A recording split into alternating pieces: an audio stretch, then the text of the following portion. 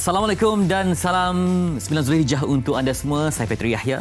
Dan juga saya Sofia Nur Solihatun. Semoga anda dalam baik saja, sihat pagi ini. Dan pastinya hari ini hari yang cukup istimewa dan anda berada di rumah mungkin dalam perjalanan untuk pulang ke kampung untuk bersama-sama meraihkan sambutan ini yang kita nantikan bersama dengan keluarga. Saya sangat lama tak berjumpa dengan Petri Yahya. Kita pun sihat, ya? sampai ke raya ni baru jumpa. Alhamdulillah. Esok kita akan menyambut adik-adik yang mulia. Betul. Dan subuh tadi pun dah bergema dengan takbir, tahmid dan juga tahlil, memuji ilahi. Semoga memberikan keberkahan untuk semua, sebab kita sekarang ni ialah kepada umat Islam yang berada di tanah suci, mereka dah pun selesai wukuf dan kemudian bermalam di Musdalifah, bermalam di Mina dan mengikutlah protokol-protokol dalam haji. Dan kita di sini anak-anak tak sabar terutamanya untuk melihat korban sebab ia menjadi tradisi yang penting untuk kita hidupkan hari yang penting, Aidiladha ini. Betul. Yang mungkin berpuasa Arafah hari ini yang melipat gandakan usaha anda, berwakaf, menderma dan sebagainya, semoga dipermudahkan segala urusan dan menjadi satu hari yang sangat nikmatlah bagi anda semua. Pastinya kita banyak topik yang sangat menarik hari ini, tapi kita mulakan dulu. Hari ini banyak nak meninjau. Setuju. Ada yang nak pulang kampung dengan cerita tahun ni tak ramai balik kampung, betul ke?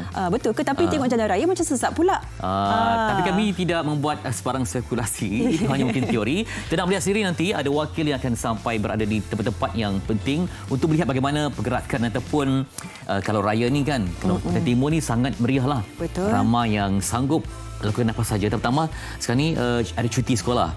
Dulu mungkin saya ingat cuti cuma sehari. Tapi dengan tambah cuti ini memberi peluang kepada mereka yang bekerja untuk pulang ke desa yang tercinta. Ya, dan pastinya ada yang juga mendekat bahawa di Lebuh Raya Pantai Timur akan melihat jangkaan 1.5 juta kenderaan. Betul ke tidak?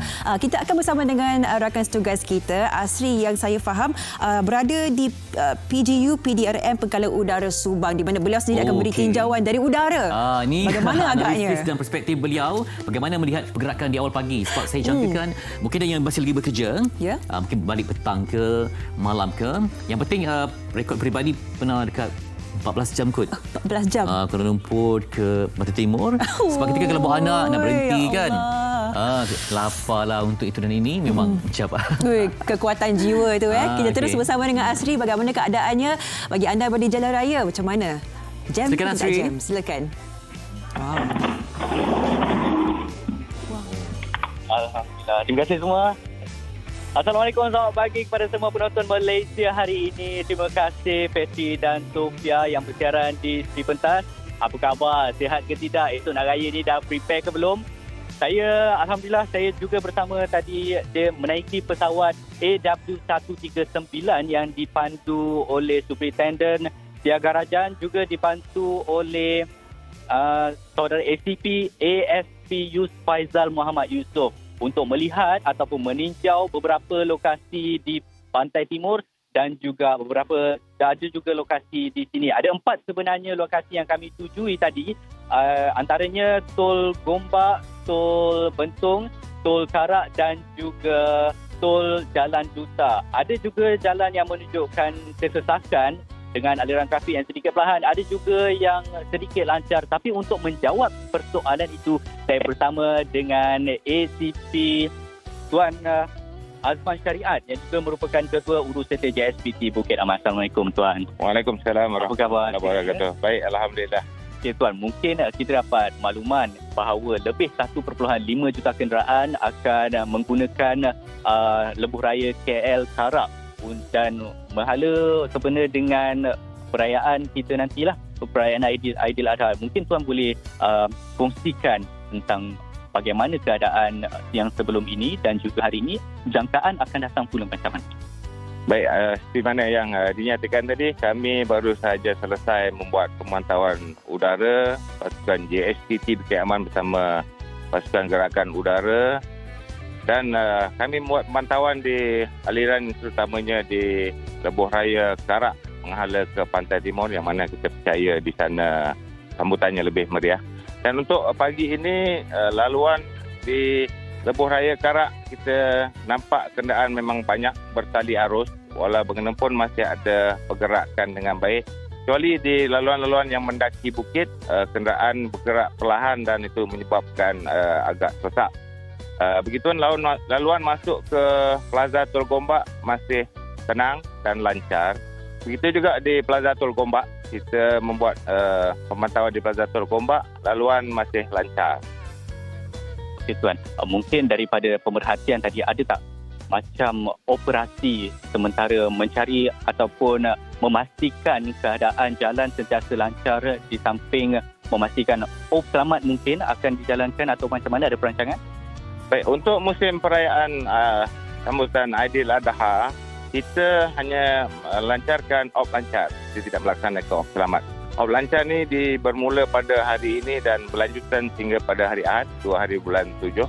Di mana tujuannya kita semata-mata untuk memastikan kelancaran aliran trafik bagi pengguna jalan raya di semua negeri-negeri di Semenanjung Malaysia. Dan kita memberi tumpuan kepada laluan di sebelah pantai timur dan juga laluan utara di mana kita percaya di sana lebih banyak.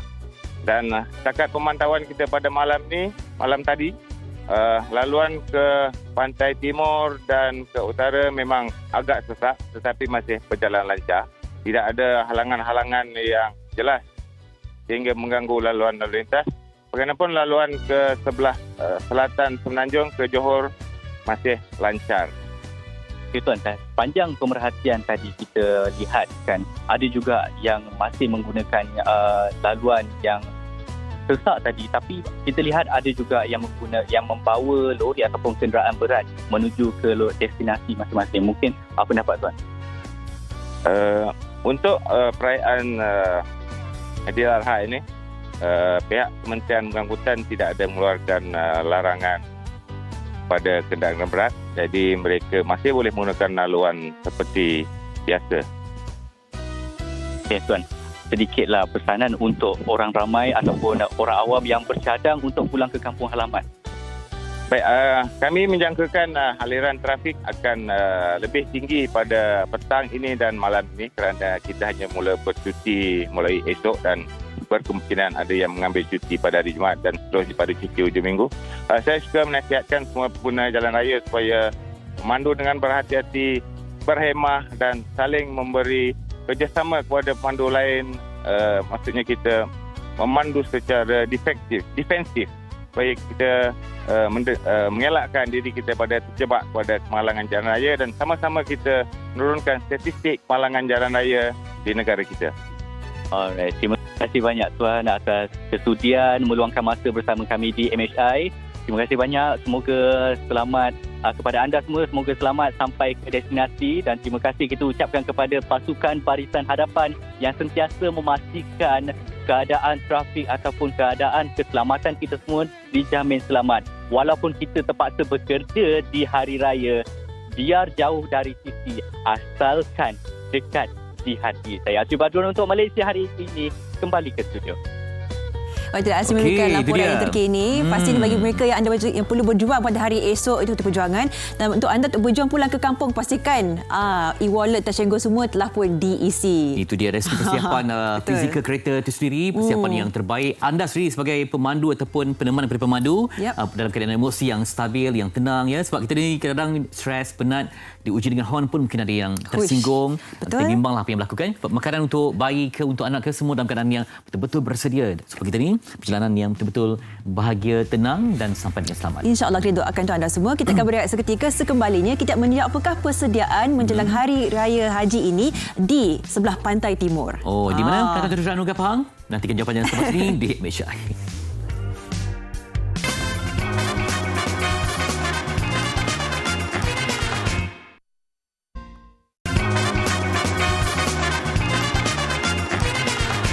Masih di Malaysia, kita menghitung hari untuk masuk ke Aidiladha yang begitu dinantikan. Dan tadi dah dijanjikan ke mana kita nak datang langsung ke Kelantan, ke Terengganu, ke Pahang ke untuk melihat persiapan untuk kaum ibu ni ada tugasan ni kan. Betul. Lelaki mungkin terlibat sembelih lembu, kurbankan lembu, tapi wanita ni apa peranan yang boleh dimainkan? Para ibu wanita ni disebut memula hari ini dan kita akan terus bersama dengan Puan Wan Ruhana Wan Hassan, Kak Ana lebih mesra dipanggilnya, dan juga bersama anaknya sebentar saja lagi, Fauzi Muhammad. Kak Ana, Assalamualaikum. Waalaikumsalam warahmatullahi. Okey, Kak Ana kongsikan sikitlah permulaan kan persediaan ni macam-macam. Kak Ana di Jerutih Terengganu ya? Ya, Jerutih Terengganu. Oh, pula baju kita sama pula ni. Mungkin resepi yang sama kot agaknya. Kak Ana, nak masak apa esok? Mungkin dapat dikongsikan dengan penonton? Besok biasa makan pagi raya lah kita buat nasi minyak Oh, okey. untuk keluarga dan juga tetamu. Lepas tu tengah hari kita akan singgang daging dengan tulang daging korban tu lah. Biasa datang makan yang tu je lah. Kak Ana, macam di Kelantan dengan Ganu ni, dia punya singgang tu lain ke sama lebih kurang? Hampir sama je. Ya. Cuma resipi masing-masing. Kalau kami ada resipi sendirilah, ada untuk tambah. Okey. Kak Ana ada tolong mengasah peralatan untuk esok ni, ada persiapan seperti itu juga bersama dengan anak ke mana? Ada. Memang itu tugas suami dengan anak-anak buat benda tu, asah semua pisau untuk sembelih apa semua daging tu kan. Lepas tu kita juga buat buat cucuk daging dengan bulu. Cucuk daging dengan bulu. Tradisi lah kita yang dari arwah bapak mertua dulu. Okey, sebab hari ni kita difahamkan kita berada di Besut. Teringin juga nak tengok macam mana keadaan rumah. Tadi ada anak tu Fauzi katanya nak membantu untuk kita berpusing-pusing sekitar rumah. Mungkin dapat tunjukkan apa bahan-bahan yang dah ada sekeliling rumah macam mana. Sebab kami pun jarang ambil Syai dapat tinjau. Okey, ni Fauzi membantu. Fauzi. Tu dia nampak ada yang sedang apa tu? Tadi nampak apa, Sofia? Setakat ni tak nampak apa lagi bahagian luar. Dah ada kemah dah. Dah ada ni. Nampak singgang tu. Masaknya. Okey, Kak Ana mungkin dapat cerita. Mungkin kaum ibu ni sedang buat persiapan apa tu, silakan? Menganyam ke tu? Ini saudara mara semua ni. Kebetulan ada kat sini hari ni. Rumah ni selalu ada tetamu. Penuh. Itu tengah menganyam ketupat. Sebab kami tak berapa nampak. Ni buat ketupat. Oh, okey. Kalau Ketupat, kat bandar kemudian ni dah jarang lah nak menganyam ni. Biasa beli yang instan je. Ketupat, kemudian dah ada pun tadi nampak macam potongan, mesti ada bawangnya, cili semua tu. Okey, berapa banyak jangkaannya nak buat ni untuk jamu orang ni, Kak Ana? Biasa untuk dalam 50-60 orang lah. Wah. Apa menu yang paling susah ataupun kompleks makan masa nak buat tu? Dan lagi kita mengejar masa esok nak raya ni. Biasa menu mana yang paling lama kena buat, kena siapkan? Memang ketupat lah. Nak nak masak pulut dulu. Sebelum masak kena rendam dulu pulut tu semua.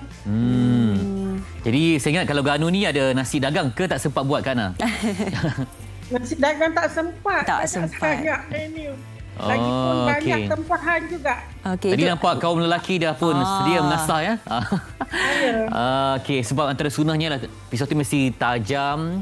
Mungkin ada yang tak tahu macam mana cara untuk mengasah pisau ni. Maklumlah duk bandar dan perempuan. Mungkin nak tengok lagi sekali lah. Mungkin Kak Ana cerita, ni siapa, anak saudara ke anak ke yang ni? Yang tu anak nombor 2, Muhammad Firdaus. Abang yang kepada asal pisau. Fauzi. Okey. Ya. Ni Firdaus Fauzi.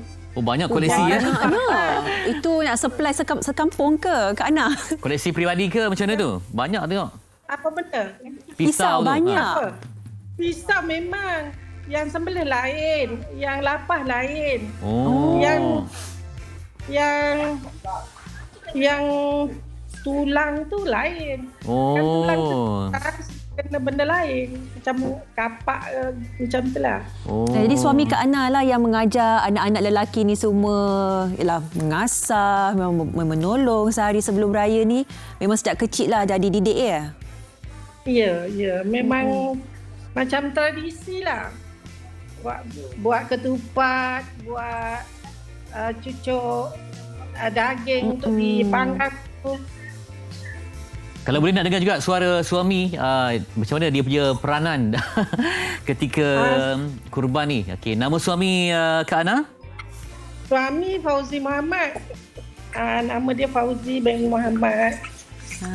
Cari mana Tuan Fauzi ini dia. Okey, itu dia. Jadi nampak bos-bos ni memantau je ke ataupun terlibat bagaimana ni? Boleh dapat dikongsikan? Okey, Assalamualaikum. InsyaAllah besok kita akan korbankan 4 ekor lembu bersama dengan anak-anak lah yang ditempah oleh penduduk sekitar kampung kita ni lah. InsyaAllah besok. Esok serentak 4 ekor ya? Ada 4 ekor esok. Berapa ramai yang akan membantu yang pegang tali ke, yang sembelihnya? Anak-anak saya ada 6 orang, lepas tu ada pembantu lain 2 orang. InsyaAllah. Okey, Biasanya kita mula lepas solat sunat tu lebih kurang 9.30 dan biasanya sebelum pukul 1 dah siap lah Siap biasanya. dah. Okey. Berapa ramai petugas anggaran yang membantu? Apa dia? Berapa ramai yang membantu? Anak lagi? Mungkin orang kampung ke? Anak kan ada 2 orang lagi yang membantu lah biasanya. Kita urus bersamalah. Setakat ni anak-anak saudara-mara semua dah sampai ke ataupun ramai lagi yang kita masih tunggu kepulangan tu? Saya semua dekat kampung, tak ada masalah. Oh, semua duduk Semua ada kampung. bestnya. Okey, jadi agihan tu siapa yang membantu? Mungkin akan gerak ke kampung sebelah ke macam mana? Untuk mengagihkan 4 ekor lembu tu banyak tu? Agihan kita akan biasanya melibatkan 3 buah kampung lah. Kita akan agihkan. Selepas solat Zuhur kita akan agihkan. Biasanya daging-daging tu. Oh, macam abang sendiri kalau masakan isteri apa yang paling disukai? Tadi dia sebut singgang kan? Apa favourite menu lah? Lauk khas Biasanya kalau hari raya ni singgang daging dengan goreng kunyit lah. 2 tu. Wah, special dari kegemaran. hati tu. Kak Ana ada tak menu-menu yang mungkin dah siap masak malam semalam ke? Ada kita nak tengok sikit lah dapat inspirasi pagi-pagi ni. Kak Ana ada? Yang dah siap masak ada? Yang dah siap masak dah tak ada. Kita semua dah masuk peti dulu. Dah masuk peti untuk dulu. simpan elok kan? Oh, apa pun itulah sonok di kampung, kehijauan, ketenangan kan, membantu-membantu, silaturahim semua. Yalah. Inilah kemeriahannya. Kalau biasa kalau dekat kampung lain rasa dah tak berapa nak ada kan. Yelah. Kalau Kak Ana, kita nak tengok balik kat tempat menganyam ketupat tu. Boleh tak? boleh. Bukan sebab apa, sebab Kuala Lumpur ni kadang kita nak jumpa orang yang menganyam tu tak Itulah ramai. biasa kita tunjuk dan beli je. Okey, kali ni ketupat ni dia anggaran untuk 50 orang makan. Kita dapat tengok. Ya. Yang membantu ni semua saudara ya? Ke Ya, jiran-jiran? saudara semua. Ada kakak, ada menantu. Oh, okey, meriah. Okey. Kalau ketupat tu makan dengan masakan macam mana tu? Setengah orang dia rendang tu agak berbeza kan? Ini kita makan dengan daging goreng. Daging goreng. Ketupat daging goreng? Oh, maksudnya Ya, daging... Daging korban tu goreng garang Okey, kuning. dijadikan daging Goreng goreng. tu je. Boleh campur benda-benda lain, nanti hilang nikmat dia. Oh, dia mesti nak rasa pure daging tu kan? Faham. Ya. Okey. Jadi selepas ni... Ini apa? Ya. Ataupun guna untuk berbuka puasa juga ke macam mana kalau ada yang puasa? Ya, memang. Memang hari raya puasa pun macam tu, hari ni kami berpuasa pun macam tu juga. Nanti berbuka cepat dengan daging goreng. Okey. Itu dia. Okey, Kak Ana, kita cakap tentang persiapan untuk hari esok kan, tapi hari ini sendiri dah banyak ada anak-anak dah ada, saudara mara. Jadi apa yang dihidangkan untuk family ni yang datang menolong beramai ni? Ini yang ramai-ramai ni biasa kita makan nasi tengah hari lah, yang tapi semua ni puasa. Alhamdulillah, hari ini puasa semua. Yelah, puasa Arafah moga-moga berkah ya. Moga mendapat insya-Allah yang terbaik. InsyaAllah. Ya, okey. Baik, terima kasih banyak-banyak pada Kak Ana Wan Rohana Wan Hassan yang berada di Jertih, Besut Terengganu. Masih lagi kami terbayang tentang banyaknya koleksi pisau semua yang ada barang itu kan. Baru kita tahu ada setiap fungsi bagi setiap satu. Terima kasih bukan Kak main Ana. rendah je kan, tapi ada fungsi-fungsi pada. Selamat Raya. Kita ucap awal-awal moga dimudahkan segalanya insya-Allah. Assalamualaikum. Waalaikumsalam warahmatullahi. Itulah kemeriahan yang di Jertih. Lepas ni kalau kat kampung factory pun agak meriah juga kan? Sebab macam Pak Mentua saya kan, orang panggil dia sini pun dengan panggilan, ada hujung tu sebelah lembu. Oh. Macam awal sebelah lembu. Memang, ya ke? Memang kepakaran dia macam tu. Oh, memang terkenal disebabkan. Ismail yang sebelah lembu tu, memang macam itulah. Factory pun hebat dah ni. Saya itulah belum dapat. Kalau dia ada skill-skill kan, susah kita nak menguasai lah.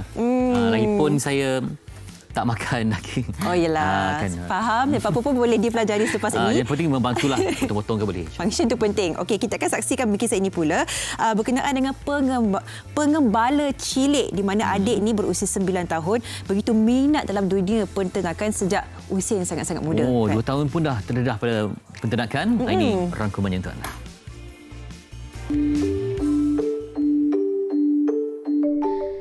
Kerjaya dalam bidang penternakan dan perladangan bukan mudah, terutama bagi golongan muda. Jika dipupuk dari awal, segalanya dapat dilaksanakan dengan mudah. Begitu juga dengan kisah adik berusia 8 tahun ini. Dia menganggap haiwan ternakan bapanya sebagai rakan sepermainan.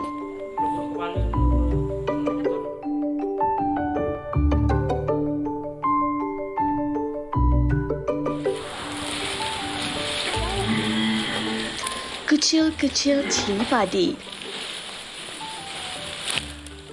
Bagi Muhammad Adam Halqi Muhammad Azwat, minat mendalam dalam dunia penternakan bermula seawal usia 2 tahun. Anak kelahiran kampung Parit Puteri Menangis, Benuk Johor ini sudah terbiasa mengikut bapanya ke kandang lembu.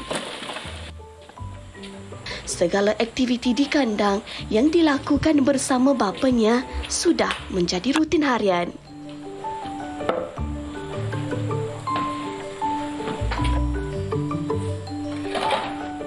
Tidak seperti kanak-kanak yang sibuk dengan dunia kecil mereka, anak sulung daripada 3 beradik ini banyak menghabiskan masa bersama lebih 100 ekor lembu ternakan.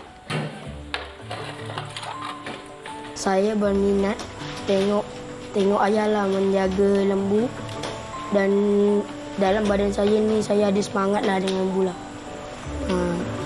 Kalau lembu nak dekat dengan saya pun saya biarkan je. Sebab dari dulu sampai kecil saya tengok ayah buat kerja, macam saya nak tolong lah. Macam kerja ni macam best. Susah tapi saya kuatkan semangat saya. Seronok lah. Saya seronok tengok ayah buat macam mana. Jadi saya bersemangat nak tolong ayah. Dek, inilah. Lebih istimewa, Adam turut mempunyai seekor lembu yang mendapat tempat di hatinya. Lembu yang diberi nama Putih itu menjadi peneman Adam sejak kecil lagi. Mak dia dah tak ada, dah jadi je tak dapat nak menyusu lah. Saya dari kecil, saya dah kecil-kecil dah pandai nyusukan lembu lah. Saya lebih sayangkan dia lah. Sebab saya dah sayang banyak lembu tapi semua mati, ada yang kena sembelih. Kalau saya penat, saya duduk dekat palang makan, layanlah dia. Dia gosok-gosok dia dekat-dekat saya. Saya pun gosok dia lah. Dia ajak naik, dia ajak naik badan dia, dia suruh saya naik badan dia. Kalau Putih ni kena sembelih tak nak? Kalau ada juga orang nak sembelih Putih macam mana? Ada saya sorokkan. Saya bujuk ayah lah, jangan jual lembu ni. Okay, kenapa? Sebab Putih ni adalah lembu dari kecil sampai ke besar. Saya memang sayang dia sampai kecil.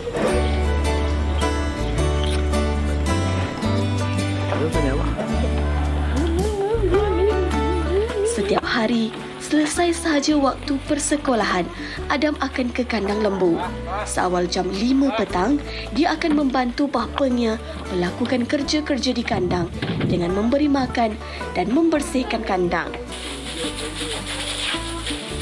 Saya pernah kena kerja lembu, kena tanduk, kena tendang. Kejadian tu saya ingat lagi masa saya kecil lah kat kampung. Lembu besar kat belakang saya tengah jalan, dia tendang saya dari belakang. Apa ada buat? Lepas tu saya jatuh, saya kuatkan diri saya. Lepas tu saya cakap, bang sakit tak? Saya cakap tak. Menurut bapanya, Muhammad Azwat Rahmat atau lebih mesra disapa Ojang, anak sulungnya menunjukkan minat terhadap haiwan ternakan dan ini menjadi kekuatan sekaligus pemberi semangat kepadanya untuk menjadi seorang peternak moden yang berjaya suatu hari nanti. Dialah yang banyak beri saya kuat lah. Maknanya saya tengok dia pun minat dalam cuba ni dalam bidang peternakan ni.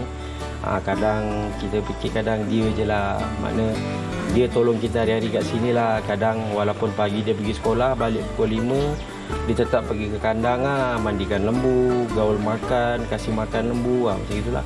Itulah saya pun bersyukur lah. Alhamdulillah dia dapat ikut jejak saya. Padahal dia pun saya buat pun semua akan datang untuk ke dia kan. Jadi bila satu hari saya tak ada ke apa, anak saya minta-minta dapatlah teruskan dalam bidang ni lah, peternakan ni. Kan? Sini pula lah. Okey. Sini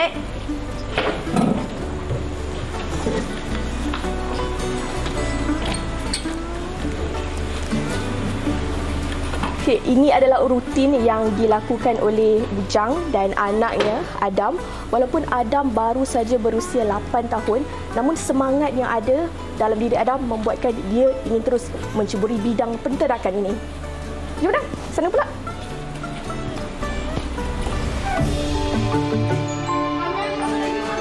Bidang penternakan bukanlah pilihan kerjaya anak muda pada masa kini, namun tidak bagi Adam.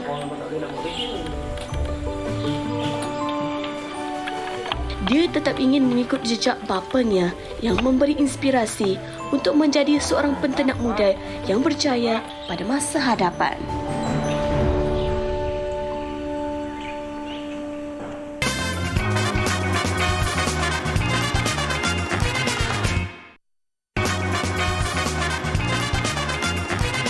Masih menghidupkan bagi anda di Malaysia hari ini. Kita langsung tadi tinjauan udara kemudian ke Terengganu. Betul. Dan lagi jauh kami akan terbang ke Mekah Al-Mukarramah. Kali ini bersama dengan individu dinamakan sebagai Bang Cik ataupun Khairul Amri Mukhtar. Memang terkenal sebagai seorang pengaruh yang berkongsi pelbagai cerita di bumi yang suci. Baik, mungkin Bang Cik dapat dengar kita di talian sebab sekarang ni kan katanya difahamkan berada di Muzdalifah. Di situ kan tempat yang agak terhad, 3 juta manusia berkumpul. Jadi pastinya ada sikit gangguan telekomunikasi. Namun masih kami dapat berjaya tembusi Bang Cik untuk berkongsi terkini suasana dari Mekah. Assalamualaikum. Waalaikumsalam warahmatullahi wabarakatuh, Fitri dan Sofia. Ya, saya. Bang Cik, ceritakan sikit pagi ni suasana ni bagaimana? Ya Allah, kalau pagi ni kalau sebenarnya saya tak dapat video, kalau sebenarnya saya dapat video call ni, memang menarik. Sebab saya sekarang ni tengah berada dalam waktu afdal untuk melontar. Memang sekarang ni perjalanan memang dengan orang bertalbiah, dengan orang bertakbir, dengan orang berzikir, dengan orang memang seronok sangat. Ya. Sekarang ni. Sebab saya tahu ni saya memilih untuk jalan kaki untuk pergi ke Jamrat. Biasanya saya naik bas. Tapi okey. Kita hari tahun ni kita naik jalan kaki. Bang Cik, macam mana? Saya difahamkan cuaca panas di siang hari. Jadi mungkin jemaah yang mungkin mengikut jadual ni mereka mengambil kesempatan lepas subuh. Cuaca yang keadaan yang begitu senang untuk melontar. Macam mana tu, Bang Cik? Okey, kalau ikut pada tabung haji Malaysia, kalau salah maklumat minta maaf sebab kalau ikut tabung haji Malaysia sekarang ni pergerakan dia orang ke Mina dulu. Kemah Mina. Pukul 12, pukul lepas maghrib baru dia orang melontar yang pertama. Tapi kalau untuk yang pekis-pekis lain ataupun dengan saya sendiri lah yang mengikuti Arab Saudi punya pekis, dia terus je pergi melontar. Jadi saya dia berbeza sikit lah pergerakan sebab Asia Tenggara dia ada pergerakan yang bukan peak hour, bukan orang cakap tempat yang betul-betul waktu yang ramai. Sebab kita orang Asia Tenggara ni tak sekuat diorang. Diorang ni dengan badan besar, dengan kekuatan diorang agak berbeza lah dengan kita. Ya, dan Bang Cik, kita sedang paparkan antara visual ketika pada 7 Zulhijjah tempoh hari. Mungkin kongsikan pengalaman pada hari itu sendiri. Okey, pada malam 7 Zulhijjah tu pergerakan tarbiyah telah berlaku, iaitu pergerakan seperti Mina. Sebab biasanya yang kita dapat sebelum corona ataupun sebab tahun lepas hanya separuh saja, ada 900,000 jemaah sahaja. Dia pergerakannya bermula selepas waktu subuh. Jadi tiba-tiba saya pun tak tahu, dah tak dapat maklumat. Saya tak keluar satu hari tu. Tiba-tiba rupanya bila saya dapat maklumat, bila saya keluar malam pukul 2 pagi tu, rupanya pergerakan Hari Tarwiyah di awal kata 7 Zulhijjah dah digerakkan ke Kota Mina. Jadi agak excited lah masa tu sebab kita ingatkan 8 Zulhijjah baru pergerakan secara besar-besaran. Tapi tahun ni 7 Zulhijjah dah pergerakan besar-besaran sebenarnya. Sebab tadi kepada yang ikuti Bang Cik live di YouTube mungkin dapat tahu macam mana Bang Cik kongsikan ketika pandemik dulu tak ada kan, tak dibenarkan, jumlah pun sedikit, tapi makin lama makin tahun jemaah makin bertambah dan ini antara yang terbesar 3 juta manusia. Macam mana menyaksikan limpah manusia yang luar biasa ketika berada di Arafah, ketika bermalam di Muzdalifah dan juga yang terkini di Mina, macam mana Bang Cik? Okey, bagi saya lah. Bagi saya Kota Mekah ni kalau kurang orang pergi itu macam sedih. Jadi bila dah kembali macam sebelum corona, jadi kita rasa gembira. Kita rasa macam kembalinya umat manusia boleh berpusu-pusu ke Kota Mekah. Corona betul kita selesa sebab saya buat YouTube pun bermula pada corona. Boleh dah nampak beza dia. Jadi memang kita rasa selesa masa tu, tapi kita rasa sedih sebab orang tak dapat datang. Tapi bila lepasnya tahun ini, tahun lepas pun walaupun sejuta, pukul 2.30 pagi semua dah ke Mina, dah sampai dah. Tapi kali ni buatnya rasanya dah balik pada dulu, ada yang tengah hari baru sampai ke Kota Mina tu. Itulah dia jadi balik dari dulu, itulah Haji Kutub dan Masal. Barulah dia struggle tu penting. Bila kita melihat visualnya pun, kita pun Masya Allah rasa gembira lah dan sangat meraihkan umat Islam yang berada di sana. Dan apa yang kita tahu juga antara konten yang dikongsikan Bang Cik adalah termasuk ni Telaga Zamzam Sabil yang mungkin ramai orang Malaysia tak pernah ke sana, tak pernah tahu. Mungkin boleh kongsikan sikit bagaimana terjumpa dan bagaimana konten ni boleh meraih lebih ramai lagi untuk mengetahui di manakah telaga ni, Bang Cik. Okey, kalau nak tengok cara perjalanan apa semua pergi ke Zamzam Sabil itu, kita boleh lihatlah di dalam YouTube ada detail. Kalau nak ceritakan detail kat sini, kadang-kadang orang terlampau biru. Walaupun dah buat video pun tetap biru. Sebab kan Masjidil Haram tu dia berbulan. Dan kat mana-mana pun kita boleh nampak clock tower. Tapi sebenarnya di Masjidil Haram tu kita boleh tengok pintu-pintu yang mana lah. Kalau untuk pintu untuk pergi ke Zamzam Sabil adalah pintu Bab Salam yang paling terdekat, ataupun kita keluar daripada pintu Bukit Marwah dengan Rafah. Jadi dekat kat situ. Tapi orang akan cakap clock tower tu nampak, clock tower tu tu yang jadi keliru. Kita kena tahu pintu mana nak keluar. Tapi di tempat ni bukannya orang bebas untuk ambil air, tapi juga ada yang sempat macam mandi-mandi dalam keadaan yang terkawal ya, Bang Cik? Ikut peraturan? Dekat Zamzam, nama pun Zamzam Sabil, kita boleh gunakan Zamzam tu untuk apa-apa. Tetapi ikut budaya orang Malaysia, takkanlah sampai mandi. Budaya orang Malaysia tak sampai tahap tu lah. Ambil wuduk, ambil cuci muka. Tapi kalau bab ada orang yang bangsa-bangsa lain ni, kita tak ada cakap apa, tapi tidak dilarang. Tu yang seronoknya pergi bila Zamzam Sabil ni. Okey, memang betul dekat Malaysia kita rasa rugi benda tu membazir, Zamzam tu membazir. Sebab benda tu limited edition di Malaysia. Tapi dekat sini adalah unlimited. Jadi Zamzam pun sebenarnya adalah asal daripada telaga. Telaga pun kalau kita faham boleh digunakan untuk mandi, boleh guna untuk memasak, sumber air lah kita boleh gunakan sebaik yang mungkin. Dan kita tahu Zamzam memang tak pernah surut, walaupun ditarik banyak-banyak mana pun tak pernah surut dia punya kuantiti dia. Okey. Dan salah satu kelebihan dekat situ sebenarnya sebelah dia ada perpustakaan Masjidil Haram. Yang itulah dia ada perpustakaan kat situ. Dan dikatakan kat situ juga adalah tempat kelahiran Nabi Muhammad. Tapi itu dikatakanlah. Lebih tepatnya kena Ustaz yang cakap. InsyaAllah.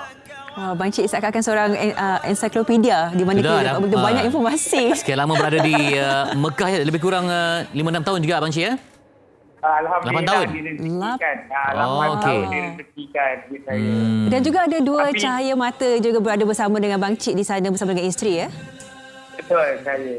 Sebab Alhamdulillah juga dua cahaya mata saya pun lahir di Kota Mekah. Alhamdulillah, rezeki. Alhamdulillah. Dia lahir di Kota Mekah. Jadi rezeki lah namanya tu. Itulah. Jadi Bang Cik, sepanjang tempoh haji ni macam mana memastikan kesihatan dalam keadaan yang terbaik? Sebab kita ni sangat penting tempoh yang mencabar dengan ramainya jemaah. Macam mana menjaga kesihatan? Sebab Bang Cik pun dia cerita pandai masak, jadi mungkin ada sempat juga ke untuk buat semua tu?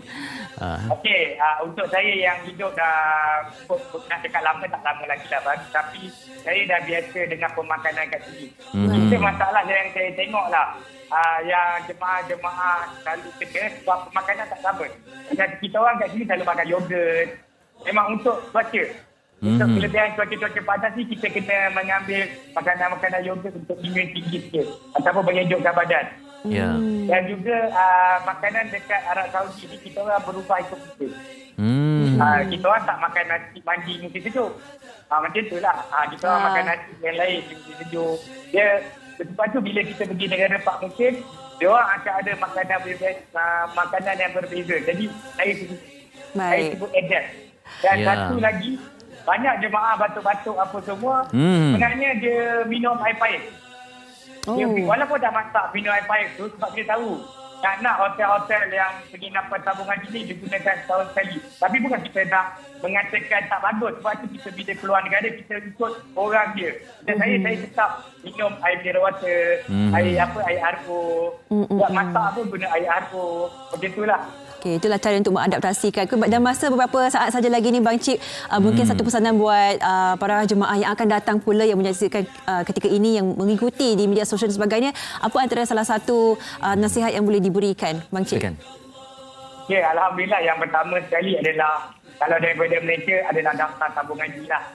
Ya, kita daftar tabung haji, tak kira lah berapa lama pun, itu hanyalah estimate. Nanti kita boleh buat rayuan. Kita boleh, kalau ada rezeki lebih, kita boleh menggunakan pakej-pakej yang ada. Jadi, itu sajalah yang untuk yang step pertama adalah daftarkan ke tabung haji. Lepas tu step kedua, kalau dah dapat surat rayuan ataupun dah dapat surat panggilan, bersenamlah. Sebab kita tahu kalau dekat Malaysia kita pergi kedai depan rumah ataupun kita pergi pasir depan rumah pun, kita akan pergi naik kenderaan, naik motosikal ke, naik meter ke. Dekat sini, paling kurang, walaupun kita package clock tower pun, paling kurang dalam 2 kilometer satu hari kita berjalan. Itu package clock tower. Kalau kita gunakan package yang duduk hotel jauh, kita bayangkan berapa kilometer kita berjalan satu hari. Itulah, bersenam, menjaga stamina. InsyaAllah, itu sajalah. InsyaAllah, semoga mendapat haji yang mabrur dan pemudahkan. Doakan kami semua di Malaysia. InsyaAllah. Okey, itu dia Khairul Amri Mohtar ataupun Bang Cik, pengaruh yang tinggal lebih kurang 8 tahun di Mekah Al-Mukarramah. Ya, begitu hebat pengalaman di sana. Apapun, kita akan meneruskan tinjauan kita di Pasar RTC Kota Baru Kelantan. Ya. Pernah sampai kan? Masihlah tempat pengemaran. Okay. Ini rakaman untuk anda. Ya.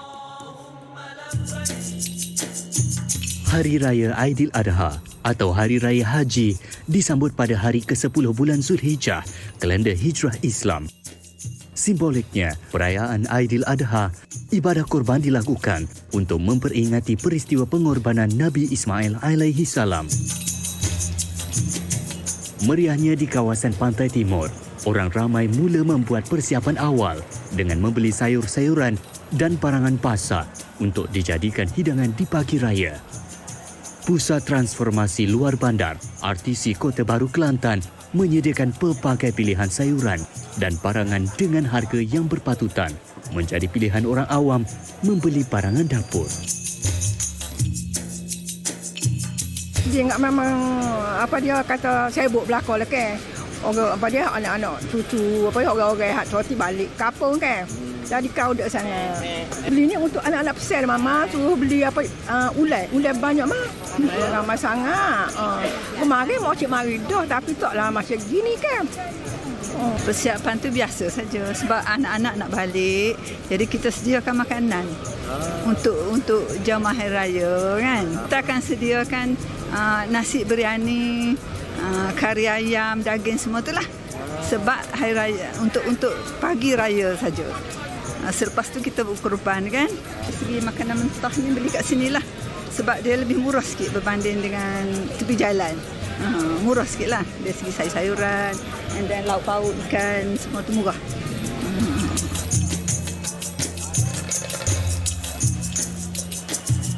Bagi para peniaga, kemeriahan pengunjung yang tiba membolehkan mereka mendapat keuntungan yang lebih lumayan berbanding hari-hari biasa. Antara yang menjadi tumpuan orang ramai termasuk bahan memasak seperti rempah ratus, bawang merah, bawang putih, cili dan sayur-sayuran. Hari terakhir ke, nak raya haji biasa macam ni lah ramai ke. Ramai macam lebih pada biasa ramai. Akhir gini enggak yang mencari bawang, sayur, lada gitulah. Sayur lah, bawang gitu. Belum raya tu ramai lah. Dalam seminggu tu nak raya tu hari Jumaat lagi orang ramai. Bagi-bagi orang nak buat nak buat gerbek. Caranya orang beli lada solok, lada masak, timun. Untuk orang nak buat beg hetek. Raya ni memang ramai lah orang. Mungkin hari ni dengan esok tu mungkin ramai lah orang. Esok dah kemuncak dia nya. Lepas tu kalau dengan barang tu alhamdulillah lah masa sekarang ni memang barang tu mencukupi dah. Dari segi harga pun rasa tidak mahal lah. Tidak. Sebabnya kalau 2 minggu lepas memang tak ada orang lah. Ada tidak ramai sangat lah. Jadi kalau musim raya haji ni kalau orang beli lada, beli kuah, beli daun sut, daun bawang tu lah. Memang kita kena tupukan, kalau kita orang niaga ni memang kita kena tupukan barang tu lah. Dalam kesibukan berbelanja, harus ingat, membeli ikut keperluan, bukan ikut kehendak.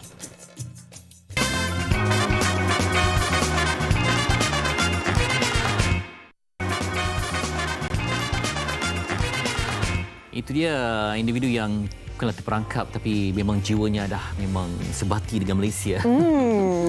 Kita akan terus menceritakan tentang misi Mat Dan kali ini. Apa yang perlu kita tahu, apakah perjalanan beliau untuk menghasilkan satu karya seperti ini. Terus bersama dengan Mat Dan bersama kita. Assalamualaikum. Waalaikumsalam. Sebagai host dan bersama. Yeah. Oh, lama tak dengar Mat Dan tiba ada misi pula. Ada misi pula, ada misi Mat Dan.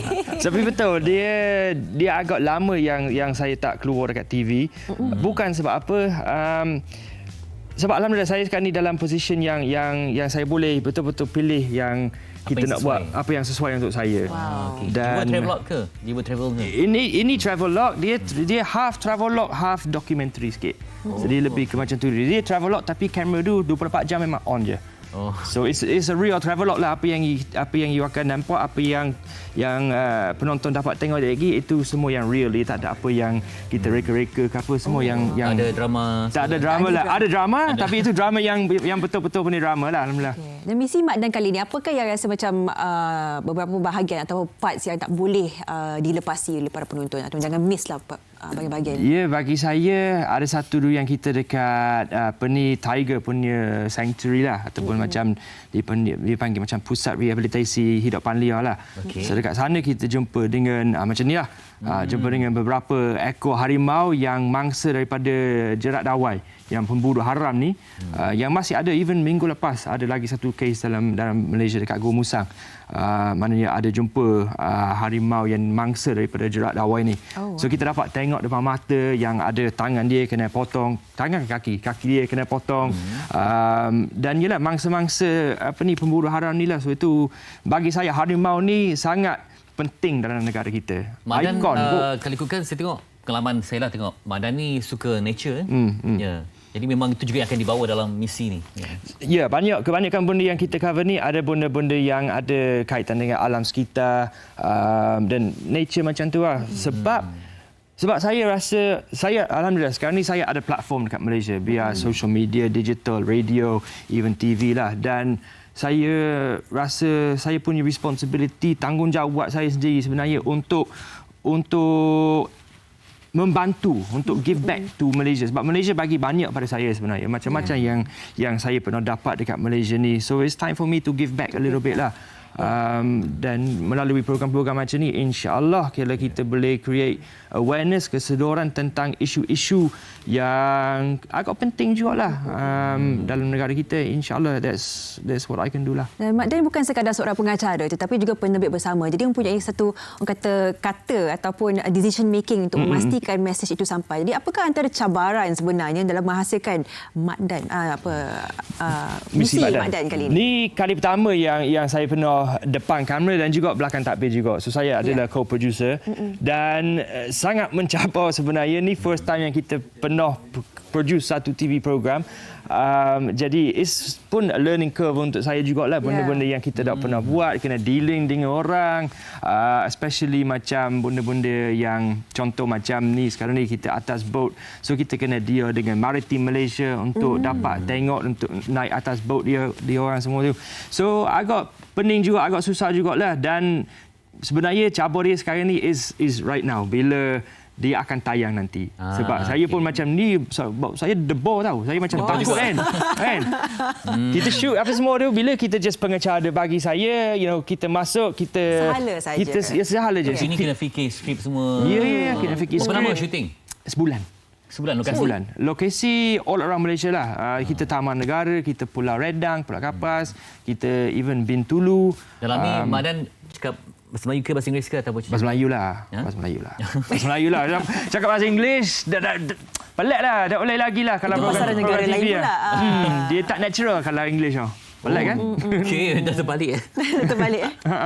Tapi itu yang menjadi keistimewaan Mak Dan sendiri di hati rakyat Malaysia yang selama ni memang mengikuti perjalanan. Tapi orang kata dikatakan satu kesan impak yang selama ni Mak Dan dah tinggalkan ni, apa yang Mak Dan rasa akan sampai menerusi misi Mak Dan kali ni? Saya program ni dia sebenarnya dia semua pasal kesedaran atau awareness, untuk create awareness. Even saya bagi satu contoh kenapa saya suka macam ni. Dulu di Pulau Kapas, tahun pertama yang saya dekat sana tahun 2009, even coral bawah air dan macam-macam penyu hari-hari kita boleh nampak. Tahun terakhir saya dekat sana tahun 2015, dalam masa 1 minggu saya jumpa 3 ekor bangkai penyu yang mati dalam air atas pantai, 3 ekor. Jadi benda-benda macam ni sebenarnya bagi impak yang agak besar untuk saya, dan bila kita macam sekarang ni yang kita ada platform ni untuk bagi tahu dan untuk tunjuk sebenarnya saya sayang sangat negara ni, dan negara ni sebenarnya cantik, tetapi kalau kita tak buat sesuatu dan kita tak berubah sikit apa yang kita buat, dan adakah anak kita, cucu kita dapat tengok benda-benda yang kita semua boleh tengok sekarang ni. Okey, tadi gambar dia semua cantik lah. Impresif. Jadi ada dive shoot sendiri ke? Tak, kita ada shooter kita lah. Tapi ini sebenarnya collaboration, production local Malaysian punya production, dan juga production daripada luar negara, daripada US. Luar negara. So ini actually it started from that lah, this production company daripada Hollywood. Kita Hollywood. Dia memang Hollywood tadi dah. Hollywood lah. So dia orang contact saya dekat Instagram lah, DM apa semua kan. Mula-mula kita suspicious jugalah, macam apalah ni kan. Tapi lepas kita meeting dengan dia, dan it is macam established punya production company yang memang dia pun terkenal juga producer tu. So macam okeylah jumpa dia ni dekat London hari tu. So yalah, dia pernah buat satu program macam ni dekat US dulu, dan mungkin nak buat dekat negara lain ke dekat region lain ke apa. So dia pilih Malaysia lah, dan that's how it came about lah. Okey, sebab Mak Dan biasa terkenal dengan Terengganu kan. Di Malaysia ni mana tempat yang jadi tempat impian dan dah pun sampai? Dah sampai ke tak sampai lagi? Dah sampai dalam program ni? Dalam program ni ada satu tempat di Bintulu, nama dia South Luconia Shores ataupun Pulau Bertinggi Ali, tak silap saya. Bertinggi Ali. Dia naik boat tu, memang orang nak sampai. Naik boat 24 jam nak sampai sana. 24 jam? 24 jam naik boat dekat sana. Dan dia sebenarnya tak ada apa dekat sana. Dia pulau yang kecil-kecil sebenarnya. Tapi kita pun pergi snorkeling dekat sana, tengok macam untouched punya paradise dekat sana. Memang cantik lah, tapi itu ada pengalaman pahit manis juga. Sebab kat sana pun dia satu isu yang kita macam dia contested punya waters. Boleh kata senang cerita, contested punya waters between Malaysia and other countries. Jadi macam kita pun sampai kat sana, dan macam okey, kita macam orang kata apa, kita dah sampai kat satu tempat yang sebenarnya kita tak boleh nak pergi, so kita patah balik. Bayanglah 24 jam sampai kat sana, dan aku jadi ni patah baliklah. Anda dengar sendiri begitu banyak cabaran yang dilalui untuk memastikan penghasilan misi Mak Dan ini, dan semoga orang kata penonton semua akan memastikan mereka tonton setiap episod. Yang bermulanya bila? 3 hari bulan Julai ni 10 malam di TV9. Jadi korang boleh sila tonton episod pertama yang saya pernah co-produce. Level Hollywood. Level Hollywood guys. Yes. Level Hollywood tu. Tapi ada ciri global juga lah. Global tapi ada jiwa lokal Malaysia. Yes. Terima kasih Madan dan juga esok jangan lupa Emmett Syai. Secara langsung Hari Adham. Ya, dan pastinya kita mendoakan anda selamat pulang ke kampung, selamat bersama dengan keluarga dan merayakan hari esok dengan penuh gembira. Doa yang terbaik untuk Arafah moga sampai ke langit indah. Jumpa esok. Assalamualaikum. Bye. Salam. Terima kasih Mak Dan. Terima kasih. Thank you.